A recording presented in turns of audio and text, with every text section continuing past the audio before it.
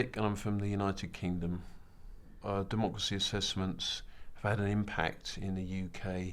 They've helped contribute to public debates around some core issues of democracy. So we've done a series of thematic projects on issues like democratic oversight of external policy, counter-terrorism policy and law, and also a more general assessment of the democratic reform programme launched by the Gordon Brown governments from 2007 to 2010, that we were able to become involved in the discussion surrounding these issues, and also we were able to comment on detailed proposals brought forward by government and engage in things like parliamentary select committee inquiries in these areas.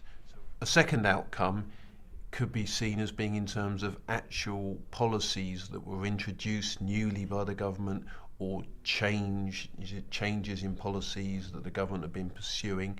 So it's of course harder to measure precisely what the impact of the work of UK Democratic Audit was in these areas, because often policy changes come about because of a variety of suggestions from different sources, and the reasons that they're adopted can be diverse as well. They're not necessarily doing something because Democratic Audit told them to do it, and they're not necessarily doing it for the reasons that Democratic Audit wanted them to do it. It's always more complicated than that, certainly in the UK, and I suspect elsewhere as well.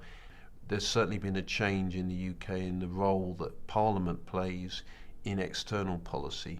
We did a lot of work in this area looking at how can Parliament be given a bigger role in big foreign policy decisions like treaty making and going to war. Now, there has certainly been development in this area in the period since Democratic Audit first did a detailed look at it.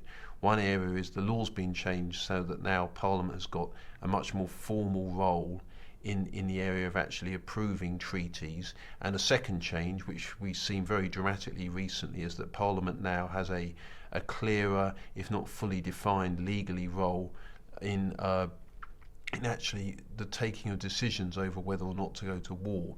And we've seen that most recently over Syria, where Parliament effectively blocked a decision by the government. There have been changes, and the work of Democratic Audit was cited in the debates around these changes. We made a contribution, and we can certainly say that part of these outcomes is attributable to the work of Democratic Audit.